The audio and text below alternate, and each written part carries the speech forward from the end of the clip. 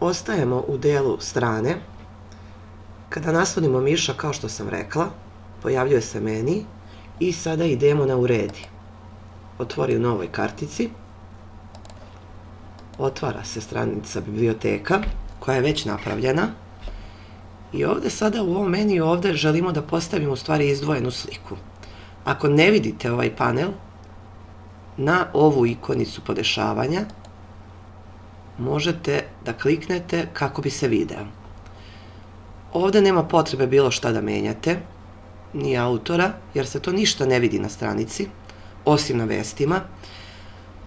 Ovde je potrebno da postavimo izdvojenu sliku. Zašto služi izdvojena slika? Izdvojena slika je ako želimo da podelimo putem društvenih mreža, putem maila, da postavimo na internet. Ona služi u stvari kako bi izgledao članak kada se podeli.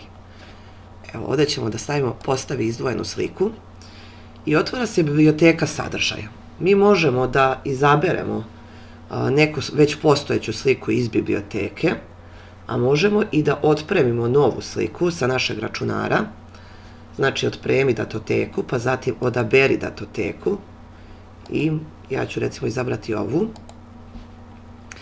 Kao što sam rekla, potrebno je da slika ima neki naslov.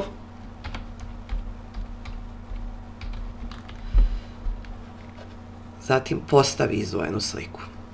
I evo, pogledajte sada sa leve strane kako će u stvari izgledati članak kada se podeli na internetu.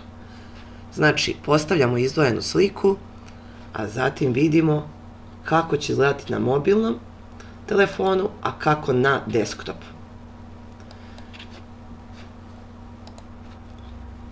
Mi ćemo kasnije raditi SEO.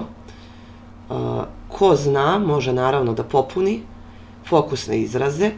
Ono što ja preporučujem za početak jeste meta opis, znači da napišete nešto o ovoj stranici.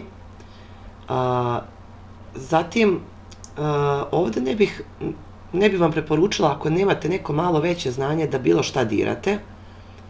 Znači, koji meni, ako želite da dodate neki logo koji nije na sajtu, kako izgleda zaglavlje, podnožje i tako dalje. Znači, za početnike preporučivo da ne diraju, za one koji imaju neko malo veće znanje mogu popuniti.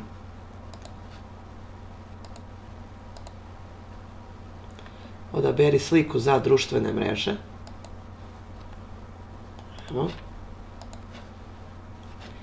Bilo kakva izmena koja se radi na stranici, bitno je da kad završite da kliknete na ažuriraj.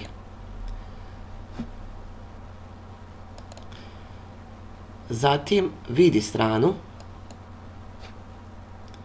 i otvara se stranica gde možemo videti izmene koje smo uradili. Na ovoj ovde ikonici možemo da vidimo kako će izgledati stranica na tabletu, a kako na mobilnom telefonu. Znači, kao što vidite, ovako izgleda na mobilnom, ovako na tabletu i ovako na računaru.